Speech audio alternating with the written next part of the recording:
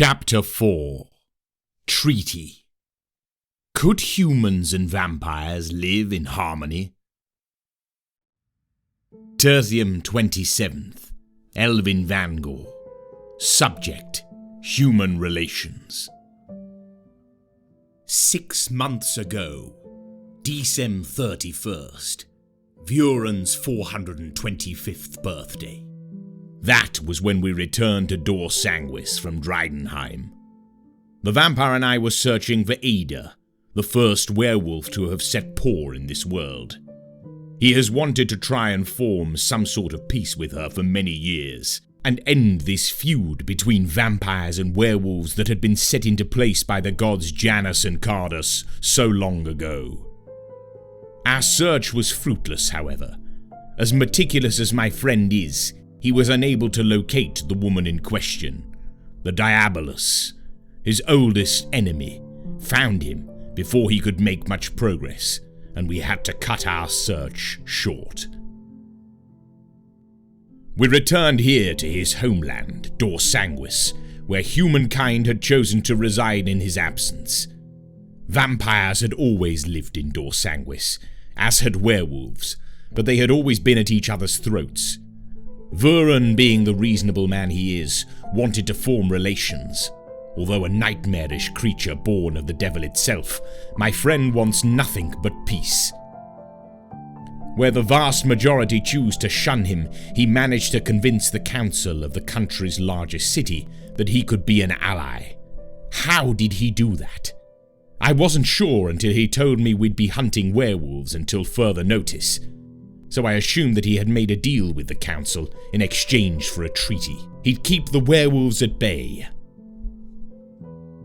Word of his allegiance with the humans of the city, Dargamore, has spread, and we hope that more humans might soon come to welcome both him and vampires alike into their cities. I believe in this vision, and so should everyone else. Tonight he tells me that he needs to hurry this treaty along, though. He has to bring vampires from another world to this one as by order of Damien, the creature my friend works for. Why he's so loyal to a man that treats him like dirt, I'll never know. But Vuren listens to him, and I'll have to learn to respect that. The morning seemed to come fast. Elvin awoke in his bed in his teeny shack of a house. The moment he woke up, his first thought was Vuren. Where was he today? What was he doing today? And what new material would present itself for his book? He sat up, pushing away his soft bed covers as he looked around his sunlit room. A single window clung within the left wooden wall, a black blanket acting as a curtain. But the sunlight broke through it. To the right of the room was a small kitchen-like area. Several pots and pans stacked atop each other beside the basin. Beside it stood his beloved desk, piles and piles of paper stacked atop it. The walls were all but bare, apart from the many cobwebs that clung too high for the bard to reach. Then a quiet meow caught his attention. He leaned over the side of the bed and stared down at the floor. A small, black, tortoiseshell kitten staring up at him. The feline's back left paw was the only ginger of its feet, most of its coat black with spots of brown and orange. She stared up at him, meowing again as he sighed tiredly. "All right, kitty," he mumbled, climbing out of bed. "I can hear you." Elvin made his way over to the small makeshift kitchen and pulled one of the cupboards open, locating a jar of dried fish. He opened it and handed one to the kitten, which savagely tore at its breakfast, purring crazily. I think I stayed up a little too late writing last night, he mumbled to himself, watching the kitten eat. As the sounds of horses then filled the silent morning air, Elvin turned around and opened his door, peeking outside. His small shack existed on the outskirts of a large farm area. In the distance, 4 men were plowing a field, 2 other men atop horses patrolling the grounds. The bard watched, waiting to see if the patrolling men would find anything. Usually, they'd discover livestock slaughtered by werewolves that hunted this land. But it didn't look like they were going to find anything this morning. And why was that? Elvin smirked, aware that Vuren, his best friend, had slain the beast last night. Smiling, he closed his door and looked down at the kitten who stared up at him, licking its lips. He frowned. You ate that already? He asked, shaking his head. The kitten meowed at him. He shook his head and handed her another fish. That's all you're getting. I need to go and get more. I'll pick some up in the city. The city! He cried. I'm gonna be late! Ceasing in her savage eating, the kitten took a moment to watch Elvin as he rushed around his small house, grabbing his clothes, pulling them on as swiftly as he could. He then hastily brushed his hair, tied it the same way Alucard did. He stopped in front of the mirror, making sure he got it just right, and then grabbed his single feather-adorned hat, placing it atop his head. He snatched his notebook, a pencil, and then hurried out of his house, slamming the door behind him. The bard raced along the dirt path. Gonna be late, he's going to kill me. He mumbled, panting as he hurried towards the cobblestone path in the distance that would take him to the city. Watching him pass, one of the patrolmen frowned. Hey, Elvin, He called. Scowling, the bard stopped and looked back at the scruffy-faced, black-haired man. What? He replied. The man laughed slightly. where are you running off to so early? Got stuff to do. He nodded. Yeah, well, you were right. Right? Yeah, Beast hasn't killed since the night before last. Showed up here and chased Pete through the fields, though. But he said something came down from the sky and spooked the wolf. If we lived anywhere else, I'd say he was nuts. You seem to be confident the wolf would be dealt with. How'd you know? Elvin shrugged. I know a guy. He smirked, then turned and hurried down towards the path. The man nodded. Aye, right. Your story is about the vampire. He said, shaking his head as he returned to work. The bard didn't have time to argue about his stories being true. He could do that later. He reached the path and set his eyes on the city in the distance, hurrying towards it. Vuren had told him to meet him outside the House of Commons, the meeting place of the city council. The vampire had been working on a peace treaty with the humans, and he had to try and hurry it along in time for when he would bring the vampires from the other world to this one. How was he going to do that? Elvin wasn't sure, but Vuren wouldn't have invited him if he wasn't going to include him somehow. Elvin reached the city's entrance, passing 2 silver-armored guards on the way in. He stopped for a moment, trying to remember which way the House of Commons was. This place was like a forest of concrete, castle-like buildings so high it hurt his eyes to gaze up at them. Everything here looked so dark and gloomy.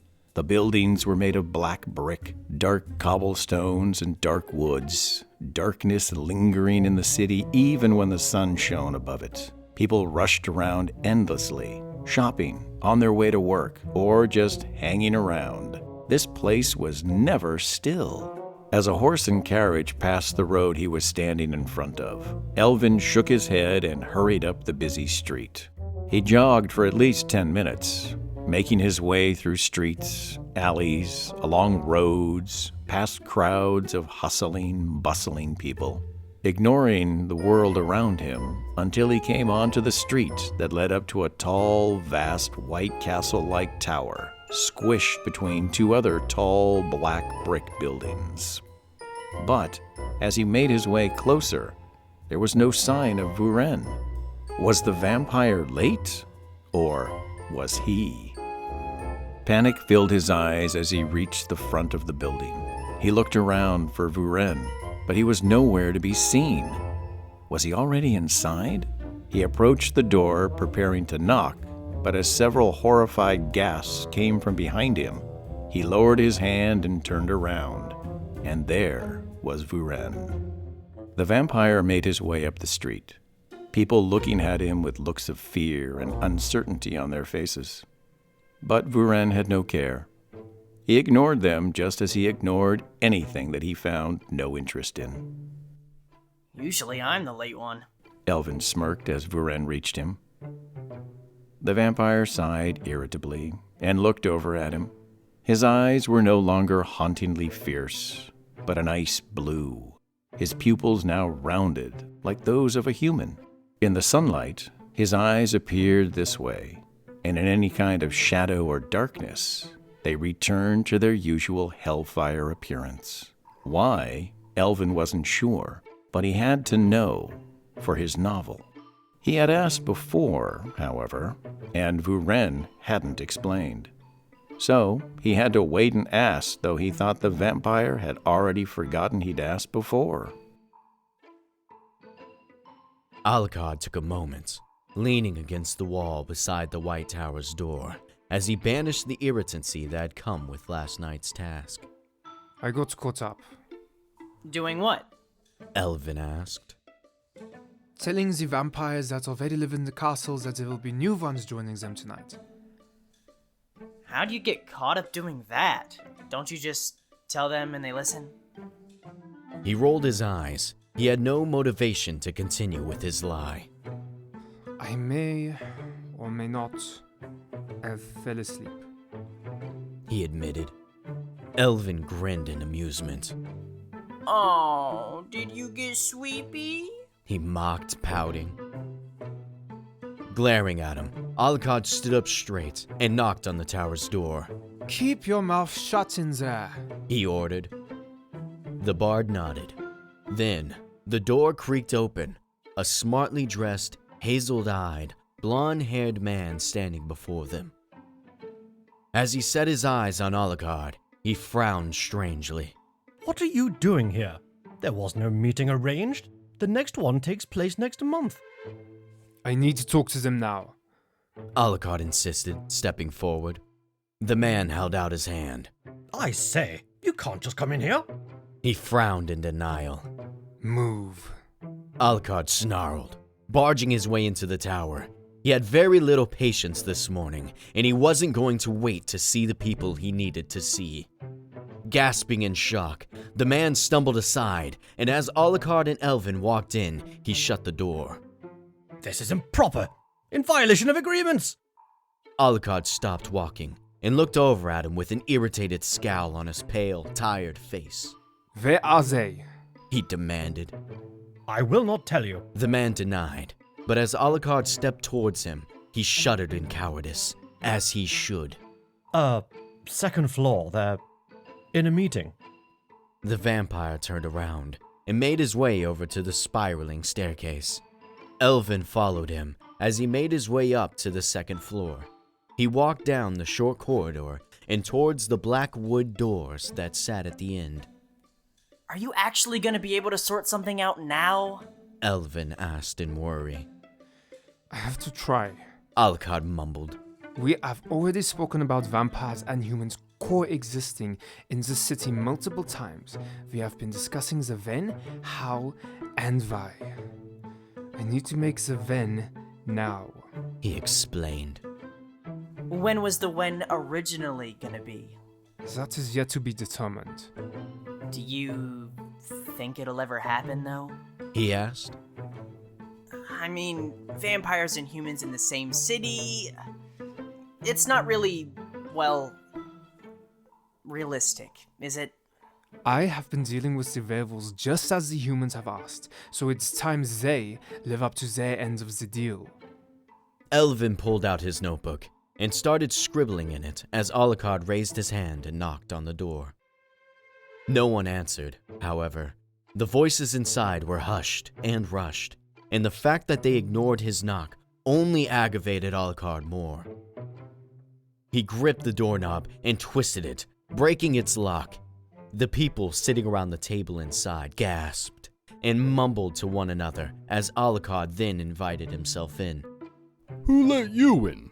One of the smartly dressed men detested, standing up, glaring over at Alucard as he made his way to the end of the long, rectangular table. Our next meeting is not set until next month. Another of the men called more calmly. Elvin then stumbled into the room, following after Alucard. The man standing looked over at him. And who is this bumbling idiot? He demanded. The bard quickly looked around the room, eyeing the 8 people sitting at the rectangular table. The walls, the floor, the ceiling, all the furniture. It was all white. So white that Elvin's eyes ached terribly. But as he set his sights on the standing man, he frowned. Vuren had once given him rough descriptions of each of the council members, and this standing, green-eyed, dirty brown-haired man could be none other than Clyde, the council's lead speaker. Clyde took his eyes off the bard and looked back at Alucard. This is a private meeting. You simply cannot walk in here. Well, I just did, didn't I? He snarled, not at all in the mood to argue with these ridiculous humans who actually thought they had some kind of jurisdiction here. That was simply what he let them believe for the sake of peace. The man beside Claude then held up his hand, keeping him from yelling any further. He set his blue eyes upon the vampire and frowned. Whatever your business, I assume it must be important for you to waltz in here both during the daytime and uninvited.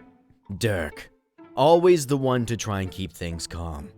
Alucard glared at him as the rest of the council awaited his response. It regards the treaty. He confirmed as Elvin slowly closed the door behind him. With a stubborn glare, Clyde glanced down at Dirk and returned to his seat. There is nothing left to currently discuss. You have presented your terms, and we have presented ours. You should be out there ridding us of these pests in wolf form. I have killed countless werewolves for you, and you are yet to give me any sort of confirmation that these relations will work. Once again, Dirk, the man beside Clyde, held up his hand. The terms have been looked over, discussed, and frankly, it is going to take a while for us to get the citizens of the city on board. Vampires are still monsters. The bald man across the table from Dirk called. Humans are afraid. They are still trying to come to terms with seeing you walk around their city. But to get them to accept seeing vampires walking around daily, this sort of thing takes time. Alucard scowled. Then hurry up. There has not been a human death here since my return. I have done my part, and more. The least you can do is speed this up. The bald man looked over at Dirk. Dirk nodded, looking back at Alucard. We are working on things, Vjordan, but the next meeting to discuss this was set for next month, and during that time we plan to address the people. Might I ask, why do you seem so desperate for this to go ahead? Before you seemed a lot more, well, relaxed. My vampires deserve to live in this city as much as your people do. You might have forgotten, but this entire country is mine. If I were any less kind, I would have chased you all out. You know I'm more than capable of doing so. The council all looked around at each, mumbling quietly. Elvin then leaned into Alucard's ear. I think they didn't like that little threat. It wasn't a threat. Alucard announced, as they all looked back at him. It was simply a reminder. Dirk sighed and leaned his arms onto the table. We are trying, I assure you. Assurance is no longer enough. Alucard frowned. Then, Dirk sighed and looked over at the bald man that had previously addressed him. Get the terms, Lars. Lars stood up and made his way over to the white cabinet at the end of the room, pulled its top drawer open, and started searching through it. We have constructed an agreement combining both sides' terms. You should look it over. Dirk called. With a scroll of parchment in his hands, Lars made his way over to the vampire and handed it to him.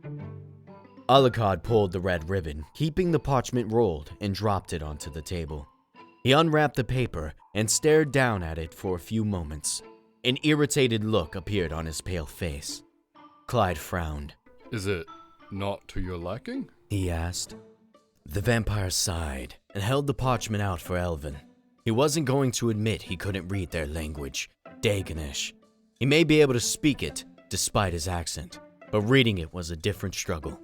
Oh. The bard nodded, scurrying over. He took the parchment from Alucard, read it over quickly, and glanced around at the confused council. He then looked over at Alucard and frowned. The terms are as follows regarding human and vampire cohabitation within the city of Dargamore. No vampire shall feed off any human without human consent and or payment of sorts. No vampire shall kill or injure any human in any way. No vampire will turn any human into a vampire under any circumstances. Vampires will be treated as humans, given access to housing and other facilities under the agreement of the Protection from Sunlight program. All facilities will be made safe for vampires to use within the daytime, and a means of daytime travel will also be set in place for vampires. He read, looking over at Alucard. Alucard nodded. Elvin looked back down at the parchment. Humans shan't cast vampires out or treat them as outsiders. Humans shan't request any vampire to turn them. Turning will be treated as an offense, and both participants will be apprehended as the law states. Humans will abide by the Protection from Sunlight rules and do their best to make sure the facilities are safe for vampires. Humans will receive priority regarding facilities such as restaurants or bars regarding the fact that vampires do not need sustenance. This rule only comes into effect if such places are at their maximum capacity. Human and vampire relationships are also to be treated as normal. Discrimination of any sorts from either people will not be tolerated and treated seriously. He read, looking at Alucard again. He nodded. Under the decree of Dargamore High Council, signed by the members Clyde Dell, Dirk Benign, Lars Ritchell, Silas Meir, Sebastian Meir, Argent Man, Reese Jackmore, and Timothy Powell, and signed by the Vampire Lord, Fiorin Emeritus, this treaty is the law. So long as not one term is broken, humans and vampires may live together within the city. The vampire looked over at Clyde. This is the treaty. It is signed. Why is it not yet in effect? He questioned, taking the paper back from Elvin. Dirk sighed. As we said, we need time to inform the people. It will be done by this time next month. We can promise no sooner. Irritated, Alucard placed the parchment on the table and rolled his eyes. How is the werewolf situation, Vuren? Reese, the small, short, brown-haired man asked, looking over at the vampire. One found their way into the city last night. As always, I was there to kill it, and my vampires will be here to kill them for you once you get the treaty in place. Lars nodded. We understand that, but as Dirk has said, we need time to inform the people. Elvin then leaned over to Alucard. I mean, it's better than nothing, right? Next month. Alucard repeated, pointing at Clyde. No later. As the vampires stormed out, the council all looked around at each other, astonished. Elvin followed Alucard down the stairs and out of the tower, scribbling into his notebook as he did. Alucard glanced over at the bard, watching as he excitedly scribbled into his book. He then frowned. What are you writing? He asked. The bard looked up at him as he tried to glance into his notebook. The treaty. He answered. So many interesting terms. After seeing that, this cohabitation might just work out, he said, looking back into his notebook. The vampire rolled his eyes and glared ahead. I'll have to keep these new vampires away from the city until next month. He grumbled. Can't you just bring them next month instead?